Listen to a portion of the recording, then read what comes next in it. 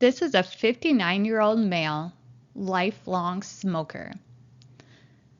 Ironically, he is also an avid mountain biker. This gentleman presented with chest heaviness that occurred during peak exercise. He also has a history of mitral regurgitation, which had been repaired, as seen here in the ultrasound view. With exercise during his regular mountain biking, his heart rate elevated to 188 to 192, and it did not recover as usual. So he came into the office and had a treadmill stress test performed. He did have a prior EP study in which we were unable to induce any tachycardia. Here, let's look at the ultrasound view.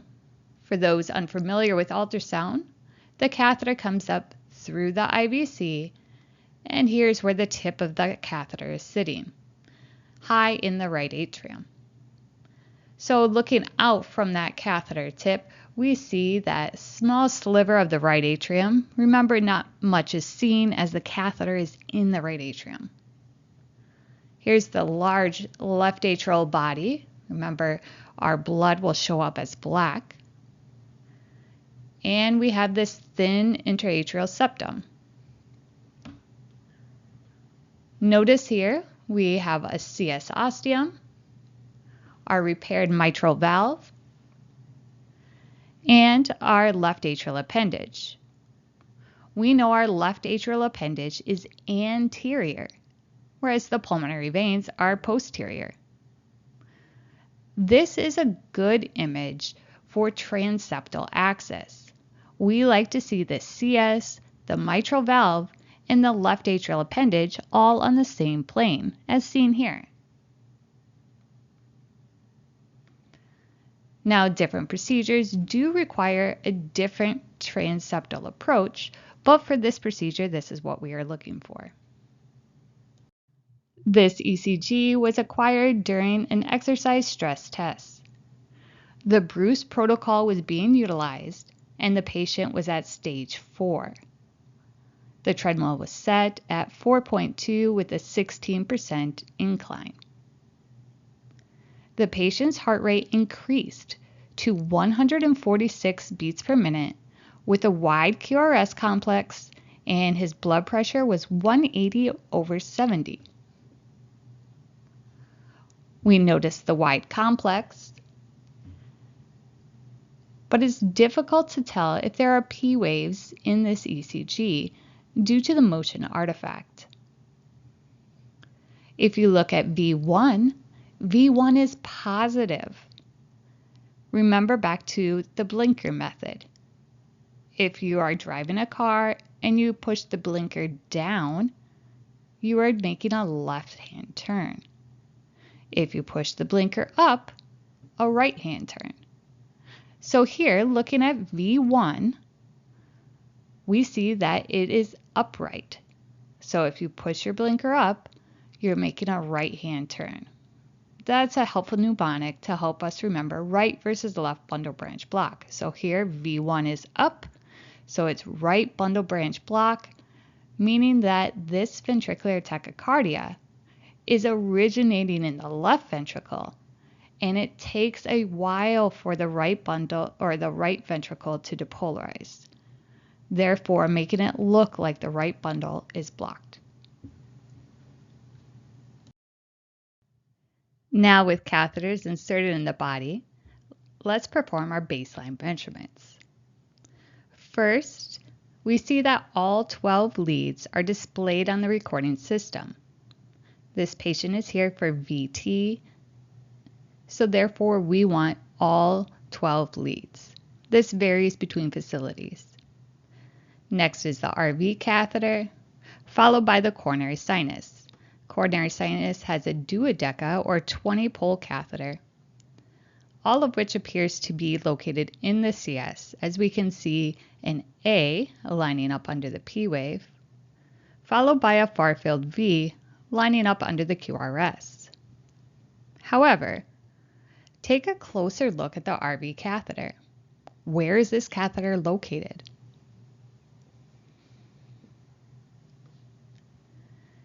The RV catheter is actually placed near the bundle of His. Notice the three waveforms, an A, an H, and a V. This is only observed in the His location. So this position just utilize the quadrupolar catheter and can move it to various places in the heart. So never rely on just what the channel label is. Look at the waveforms. First is the PR interval, 148, QRS of 99, QT, 365, R to R, measuring from sharp spike to sharp spike, is 858. AH on the RV channels, which we know are actually the His, is 119. The HV from that sharp His spike to the very earliest ventricular activation seen here on the surface ECG. This is 47. All of these measurements are within normal limits.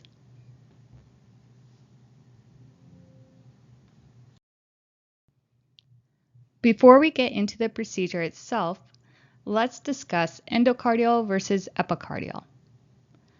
In this image, we have a blown up left ventricle from a heart dissection. Notice that large papillary muscle. Endocardial refers to the inside, or the endocardium as labeled in the image. Epicardial is the outside.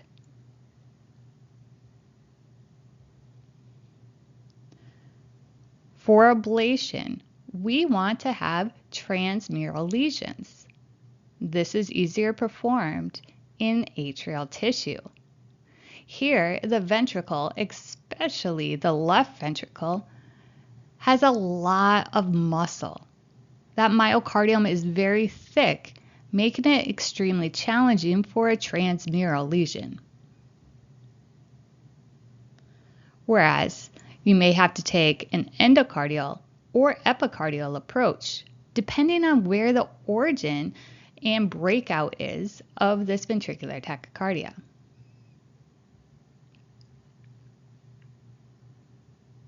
So let's look at the difference.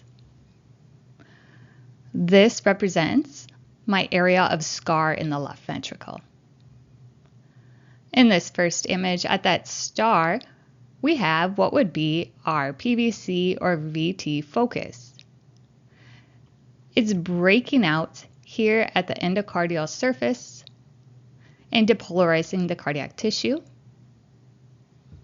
See how it will take very little time to travel through the tissue and do that depolarization, which will represent the QRS on the 12 lead. Here, with an epicardial focus, the wavefront travels through the diseased scar tissue before it finally breaks out on the endocardial surface. Therefore, it takes a longer time to travel through that diseased myocardium. So even though our focus is epicardial, the breakout that we see on that QRS complex is when we have that rapid depolarization of the ventricle, or breakout. So what does the This patient was found to have a couple different PVCs. Here we have PVC number 1. Take a moment and look at the ECG, press pause on this video, and see where you think it is coming from.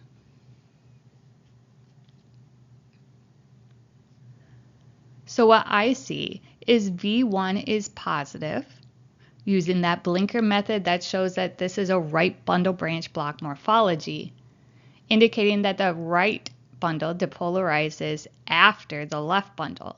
Therefore, it originated on the left side of the heart.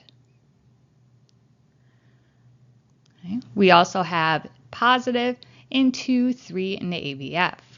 So we're traveling more so high to low, traveling towards that positive pole in the foot. That's where I'm going to stop on breaking down the PVC for this particular presentation. Now let's measure the QRS duration here at 149 milliseconds. We then measure from that same spot at the beginning of the QRS to the peak. Notice I took the peak on the precordial leads, and that goes to 90 milliseconds. We then take 90 divided by 149 and we get 0.6. This historically would be representative of an epicardial focus. However, this is not always gone on during procedures today. It often seems like there is an endocardial and epicardial aspect of many VTs. But just know that 0.6 is that rough cutoff that makes you start thinking that this could be epicardial. Here we have PVC number 2. Again, feel free to press pause and see if you can figure out where the PVC is coming from. Here we have a slightly different look to this PVC. Positive again with rabbit ears in V1 representing right bundle branch block morphology, and this is coming from the left. Again, our QRS duration is 149 milliseconds. However, now we measure to the peak at 41. So 41 divided by 149 is 0.3. This is much shorter. Remember, it takes less time to travel through that tissue and have that rapid depolarization with an endocardial focus. So this PVC is located closer to the endocardium. Now, we decided to pace the coronary sinus at 3-4. When we did that, we compared this to PVC 1 and PVC number 2. Here you can see by pacing coronary sinus 3-4, which is on the far left lateral aspect on this patient, it is very similar to the epicardial PVC. That being said, we might be able to ablate the PVC by utilizing the coronary sinus approach. Now let's look at PVC number 1, or the epicardial PVC. We're going to perform a LAT map, which stands for local activation time. So this is a timing map. It will show up in the various colors. Here we're approximately a left lateral view. And notice the anatomy is marked. The CS is represented by this green line, dividing the heart from left atrium and left ventricle. Now we overlay our map.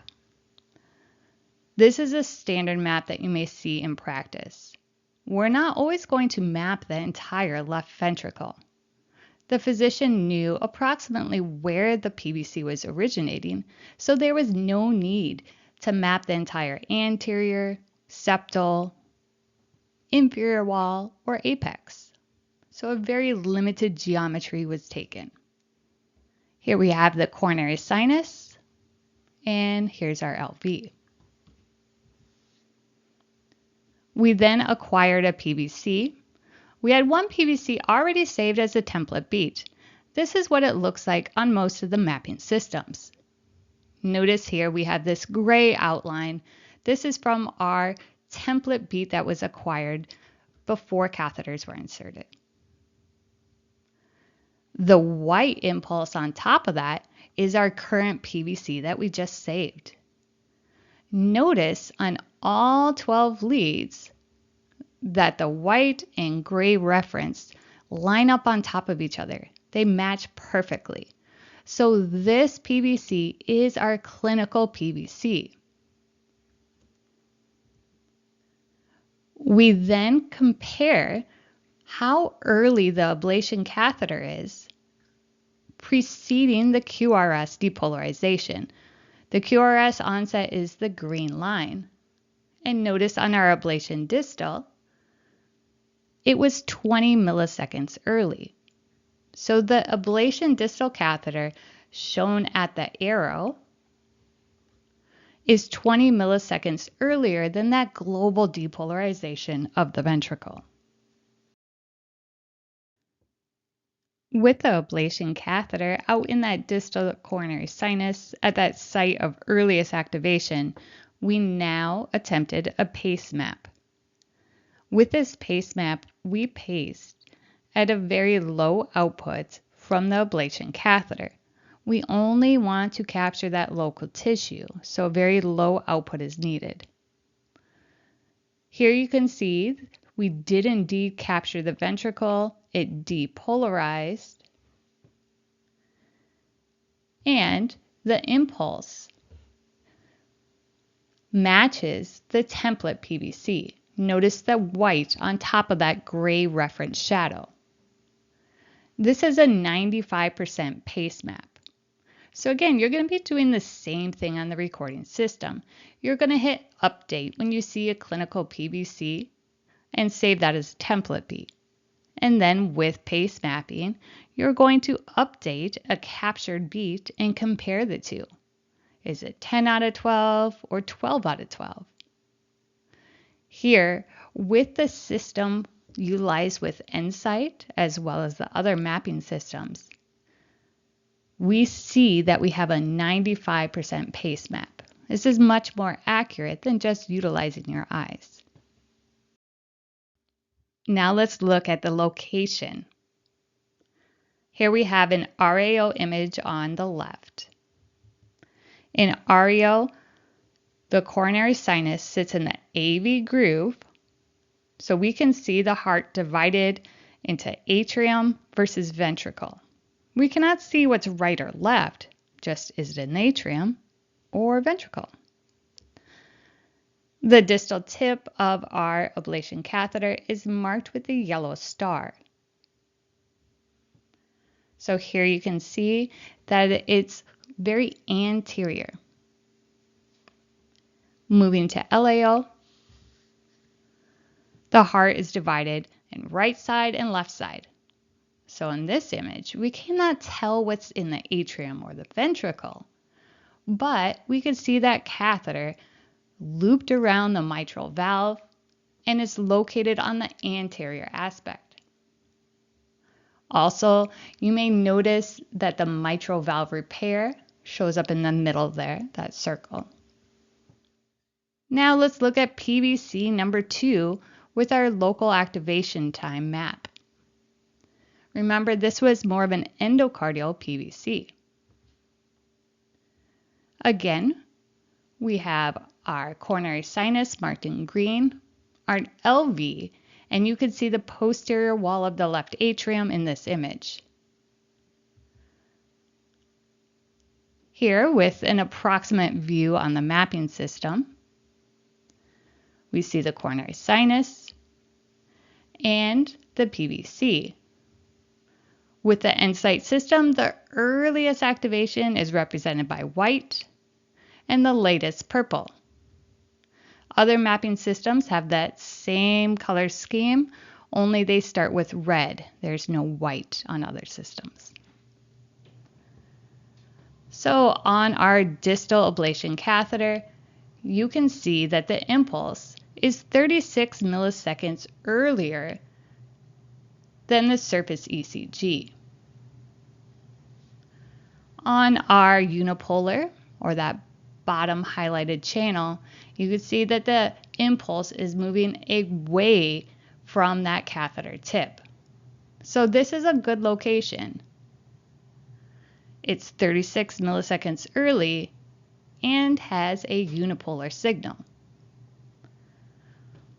In the epicardial approach, we had to ablate via the coronary sinus. Now on the endocardial approach, we are ablating from the left ventricle itself.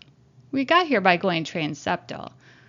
That mitral valve repair was a porcine valve, so we don't have to worry about our catheter getting entangled in a mechanical valve. At this site, pace mapping was also performed with a 99% match. So we are going to apply our RF energy. Now that we took care of 2 PVCs, a third PVC arose. Press pause and take a moment to identify the location.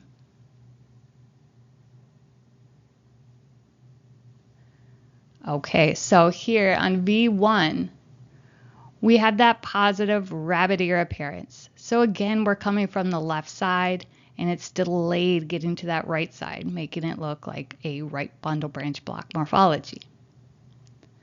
And we are negative in 2, 3 in AVF. So we're going a little bit more from low to high. Now we place our 3D map on top. You can see the coronary sinus and that LV with the earliest signal at white and latest at purple. At that site with the star, the impulse was 35 milliseconds earlier than the QRS. So we applied ablation energy.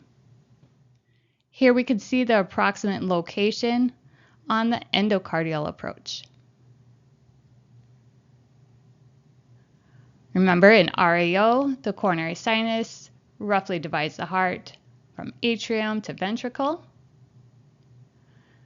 Now you can see that the ablation catheter that crossed the septum with that long transeptal sheath, and the ablation catheter is now further down into the ventricle. In LAO, you can see the starred ablation catheter, where the previous was very anterior, and now with PVC number 3, we're more posterior lateral. Now with just the 3D image, the lesion tags represent the various ablations.